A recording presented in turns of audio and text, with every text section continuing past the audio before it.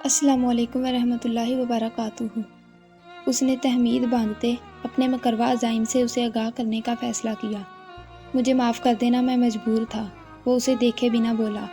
عزوہ نے اپنا جھکا سر اٹھا کر اس کی طرف دیکھا۔ آنکھوں میں الجھن سی تھی، وہ پوچھنا چاہتی تھی کہ اس بات کی معافی، مگر وہ خاموشی سے اس کے بولنے کا انتظار کرتی رہی۔ جب وہ دوبارہ اسے دیکھتا ہوا بولا، اٹھو اور اپنے کپڑے تبدیل کرو، تمہارا اصل حقدار تمہیں لینے آنے والا ہوگا۔ ہمارا سفر یہیں تک تھا، خدا کو شاید یہی منظور تھا۔ میں مجبور ہوں، مجھے معاف کر دینا۔ وہ خود بھی مضطرب سا لگ رہا تھا، یا شاید اس کے سامنے بننے کی کوشش کر رہا تھا۔ میں سمجھی نہیں، آپ کیا کہنا چاہتے ہیں؟ وہ بیڈ سے اترتی، اس کے روبرو آتی اپنی الجھن دور کرنے کے لیے بولی۔ دیکھو، میں یہ سب کرنا نہیں چاہتا تھا، مگر وہ لوگ بہت طاقتور ہیں، مجھے پل میں ڈھیر کر دیں گے۔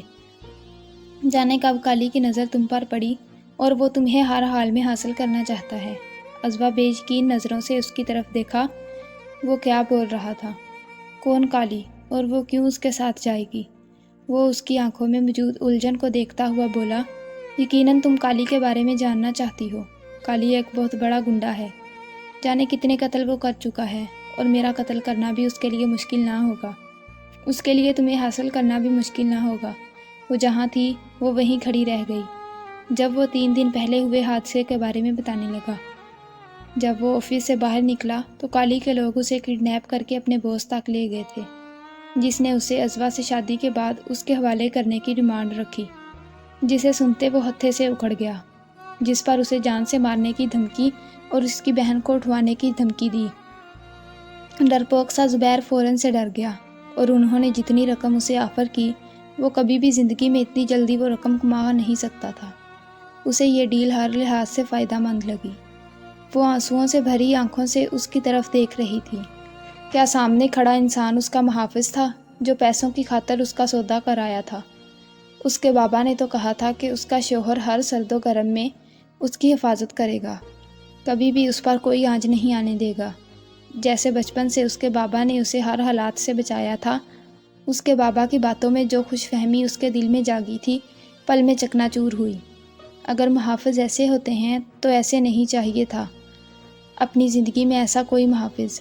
اس کی آنکھوں میں ذرا برابر بھی ندامت نہ تھی۔ کچھ دیر پہلے جو وہ مضطرب سا لگ رہا تھا، اب اس کی آنکھوں میں محض پیسوں کی ہوس نظر آئی۔ عزوہ کے تن بدن میں جیسے آگ سی لگ گئی۔ کتنی آسانی سے وہ یہ بات کر گیا تھا۔ اس نے پوری قوت سے اس کے منہ پر تھپڑ مارا۔ بے غیرت انسان، تمہیں شرم نہیں آئی؟ میں تمہاری عزت ہوں اور تم میرا ہی سودا کر رہے۔ وہ بپھری شیرنی بنتی اس کا گریبان پکڑ کر چلائی۔ زبیر نے اس کے ہاتھ اپنے گریبان سے جھٹکے۔ تمہاری ہمت کیسے ہوئی مجھے تھپڑ مارنے کی؟ میں تو تمہیں یوں ہی معصوم سمجھ رہا تھا۔ یوں ہی نہیں، وہ کالی تمہارے پیچھے دیوانہ ہوا۔ ضرور تم نے بھی کوئی ادائیں دکھائی ہوں گی، ورنہ کوئی یوں ہی کسی کے پیچھے پاگل نہیں ہوتا۔ تم نے سوچا ہوگا پل میں امیر ہو جاؤں گی۔ جانتا ہوں میں تم جیسی دوگلی لڑکیوں کو، پیسوں کے لیے کچھ بھی کر سکتی ہو۔ وہ شرافت کا لباس اتارتا اپنی اصلیت پر اترا۔ بکواس بند کرو۔ ہمت بھی کیسے ہوئی میرے کردار پر الزام لگانے کی؟ اپنی بزدلی کو چھپانے کے لیے میرے کردار کو داغدار مت کریں، میں ہرگز برداشت نہیں کروں گی۔ وہ اس کی آنکھوں میں آنکھیں گاڑتی ہوئی بولی، میں تم سے بحث کے موڈ میں نہیں ہوں۔ کالی کے لوگ آنے والے ہوں گے تمہیں لینے۔ میں تمہیں طلاق دے کر اس قصے کو بہت جلد ختم کرنا چاہتا ہوں۔ عزوہ کو یوں لگا جیسے وہ پتھر کی ہو گئی ہو اور یہاں سے کبھی بھی ہل نہیں پائے گی۔